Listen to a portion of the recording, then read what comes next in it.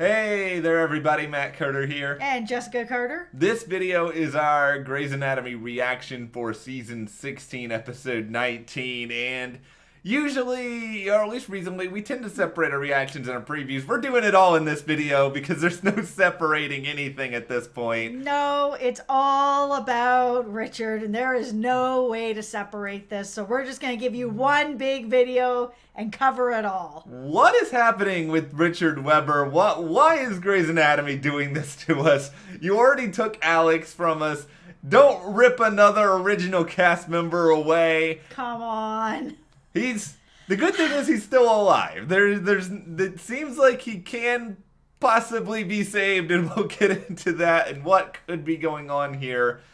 Before we dive in though, if you guys do like this video, be sure to give us a like, subscribe to the channel, and ring that notification bell so you don't miss any other updates. Let's start though, because early on in the episode, we see these sequences with Catherine, and they've went through a lot. And when you were watching those sequences for the first like 20 minutes or so, were you just like, man, Richard Weber's really taking Catherine back really easily, all things considered. Oh, yes. I was just like, what is happening here?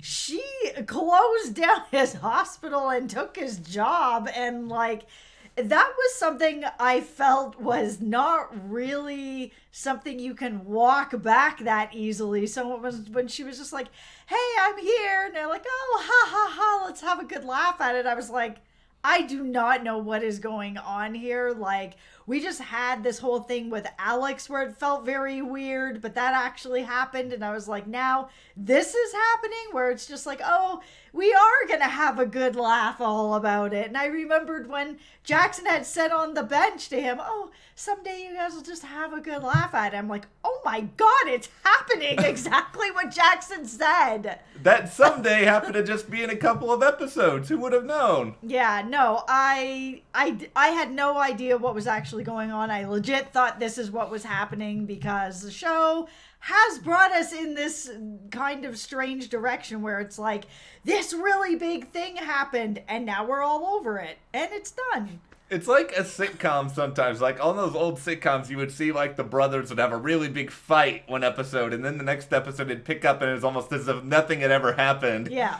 It was so bizarre, and despite the fact that we have seen sort of this person is talking to a ghost or a vision trope on at least like 10 other shows, I still did not see this coming whatsoever. No. That it was revealed that he was just talking to himself. No, I didn't see it coming at all, and it's because this show has done some kind of crazy, weird things like this where it's like, oh, Alex just dumped you and went off with Izzy and has 2 children and here's some shares in the hospital and see you later. And then the next episode, it's like, meh, nothing happened. That I was buying into this. I was like, okay, well, this show does this. So, is it surprising then that Catherine has shown up here and they're like, oh, ha, ha, ha, this was such an expensive fight. I bought the hospital. Wah, ha, ha. I was like, yeah, okay, this could be happening. As it turns out, nope, it was not happening. And instead, Richard Weber is delivering his speech at the end of this. And I mean, it didn't take long for things to go off the rails. I mean, the moment he said, I am here with the cure for cancer, I think we were all kind of like, okay, no, this is not going well. Originally, when they revealed that he was having this hallucination, I thought, okay, maybe this is also connected to he's been having a tremor in his hand. Maybe he has dementia, and that's where this is kind of going because hallucinations can be a part of that. But then it like rolled out of control so quickly in that speech. I was like, okay, well, dementia and Alzheimer's and these diseases usually take you on a horrible, slow ride through this disease. And that's not what's happening here. This has gone from Richard showing up at this convention like the day before, everything was fine, to this. So I was starting to really feel like maybe he was having, maybe there was like a tumor or something that was pressing up against his brain, maybe giving him these hallucinations. Then we saw the preview where Meredith was like, I can save you. that made me think more that this is maybe kind of where we're going, that maybe this is something like that, like a tumor that maybe she can remove, maybe a brain aneurysm and she's able to stop it as something. Please stop it. I'm hopeful. I think Richard may be okay, but I think they're gonna put him through it first, and us as well. I know. I was trying to think in my head. I was like, okay, what could this be? I think one of the characters said, "Oh, is he drunk?" Clearly, he's not drunk. This is something far more serious. Then I think someone mentioned, "Is it a stroke?"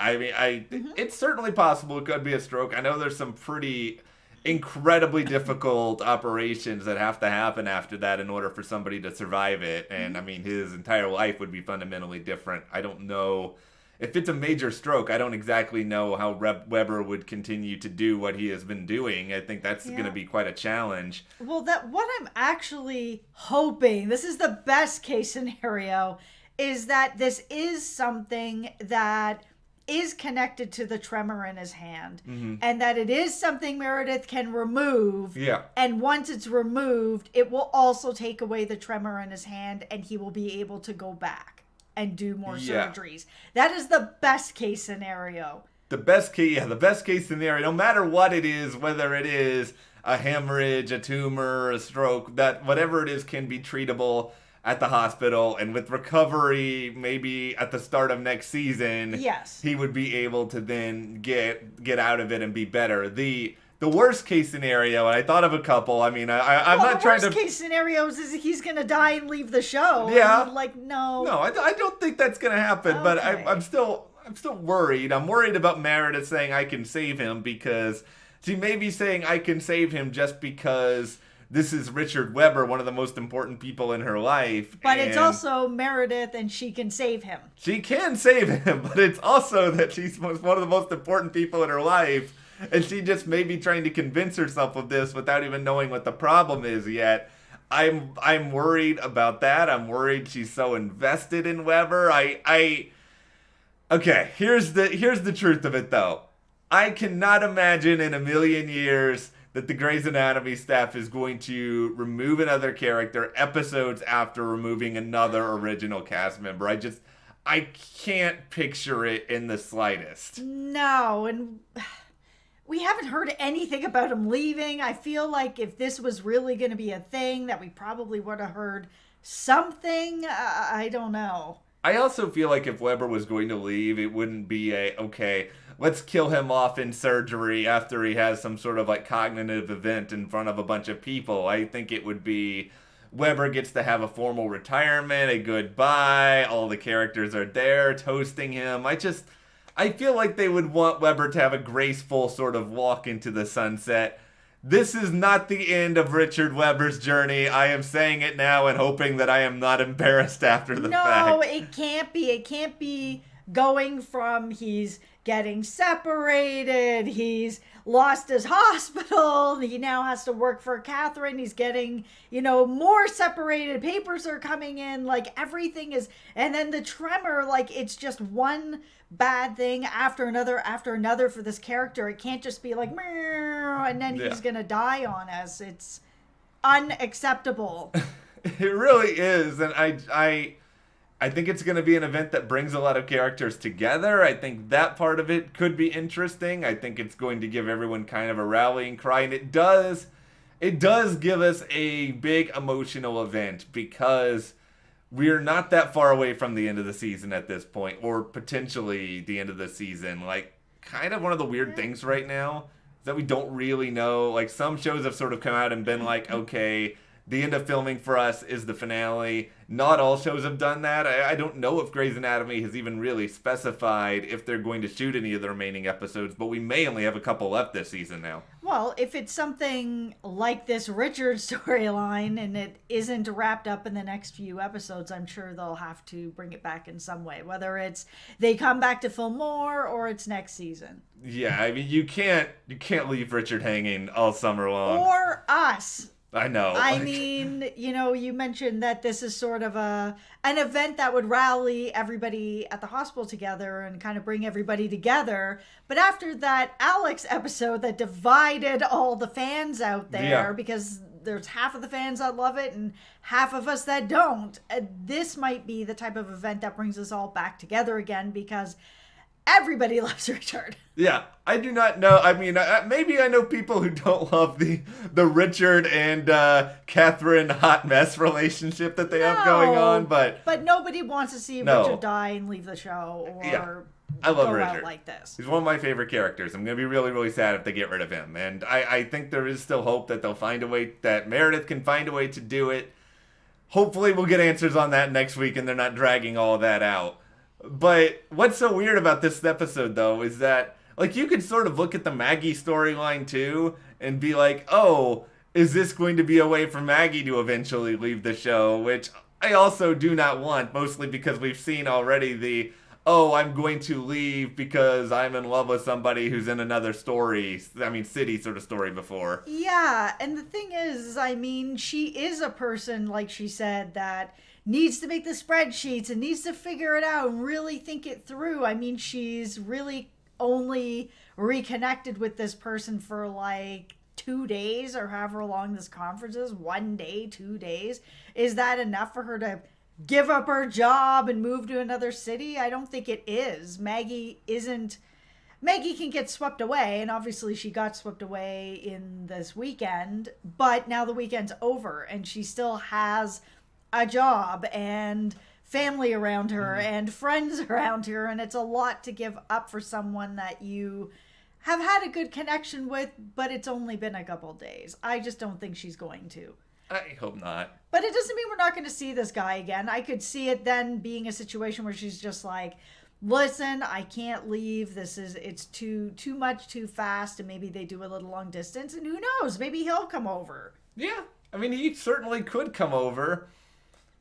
I hope it doesn't go in a direction where Maggie is going to be like, all my life, I've been doing things one way, but this time I'm changing it up. It's just like, all right, we get it. We have all heard that twist before, Grey's Anatomy. Don't write out Maggie by doing something like that. I do know that Maggie needs a win. She's not had many wins in a very long time on this show. It's true. Yeah, everything with Jackson go awry. Yeah, it was nice to see her just have a nice couple of days where things were going really well for her. And she just had a big smile. And man, it has been a long time since she's just had a smile. It is. It's been a long time for her. I think this was an opportunity to see something different, to feel something different. And I think we needed a little bit of happiness in what was otherwise a very dark episode full of a lot of dark things happening to people. Yeah. Like, for example, Cormac wanting to completely just, like, throw down on the medical device guy. Yeah, I get that, though. I mean,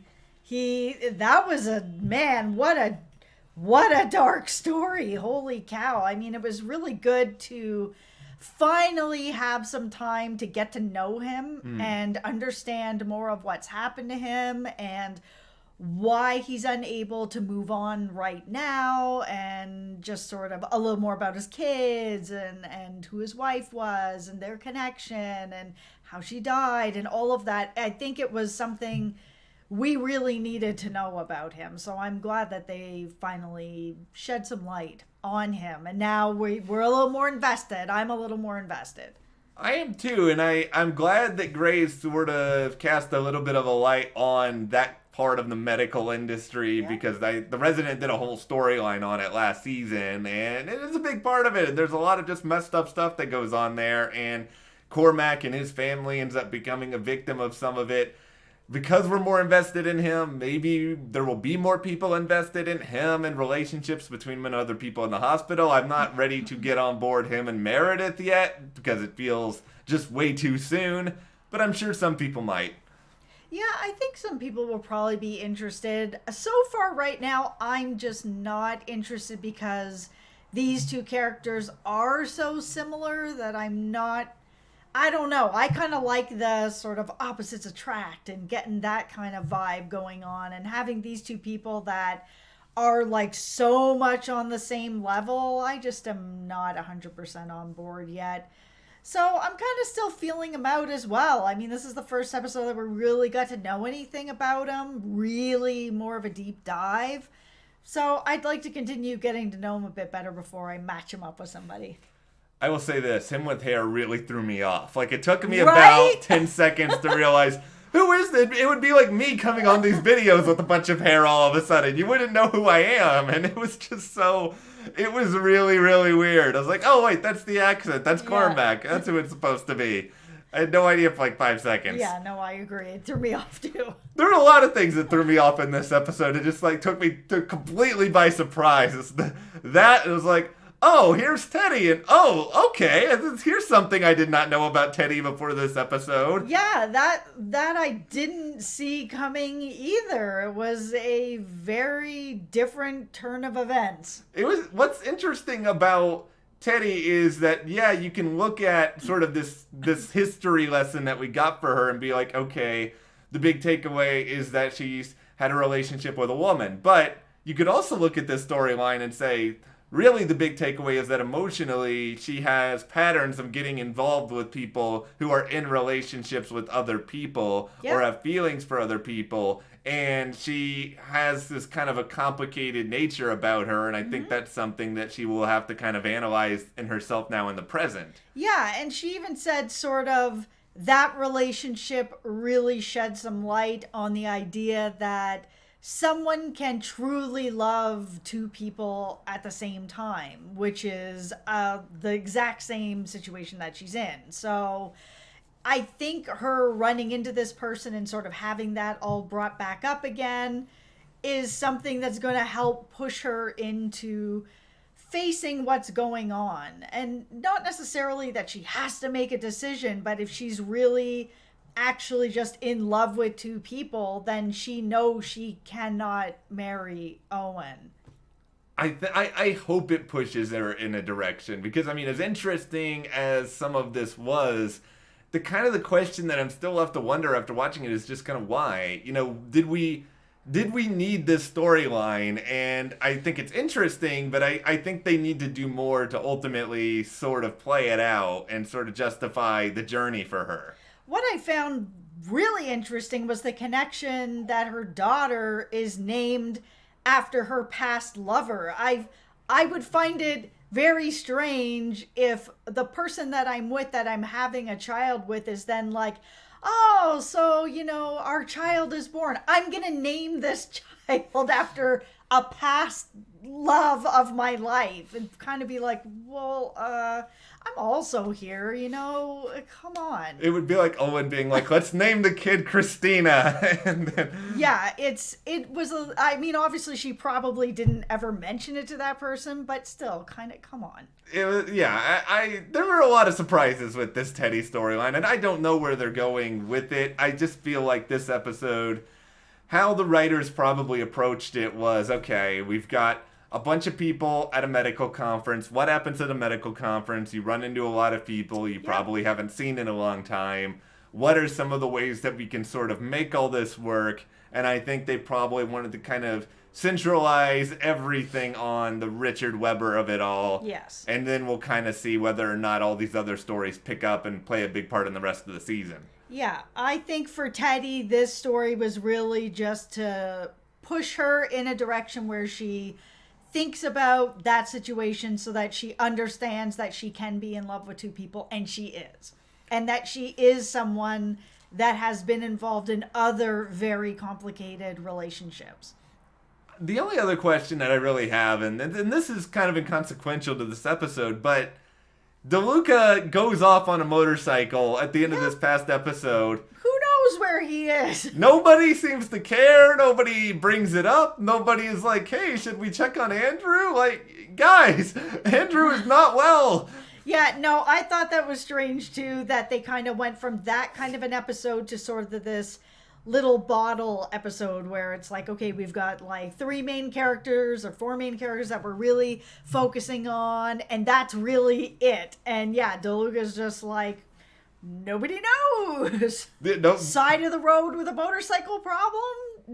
Back at home sleeping? Nobody knows. Yeah, I understand Grey's has a big cast, and you can't put everybody in every episode. And yeah, we didn't have a lot of Amelia or Link in this episode. Yeah, but they hadn't left them I know, speeding exactly. off on a motorcycle to possibly their death. There was no cliffhanger with them like this. DeLuca is still on the motorcycle somewhere. DeLuca, if you're watching this, I know you're a fictional character, but Please check in. slow down. Yes, don't hurt yourself. I hope we get an answer on DeLuca before the end I'm of all sure this. we will. I'm sure they planned it. I just hope it's not in one of these episodes that is just, who knows when it's going to happen. But, okay, well, we have aired out, I think, our fears for Weber. Let's hear yours. Let us know what you think is going on with Richard in the comments. And if you guys do like this video, give us a like, subscribe to the channel, and you can support us further by checking the link in the description to the store. And we'll see you here next time.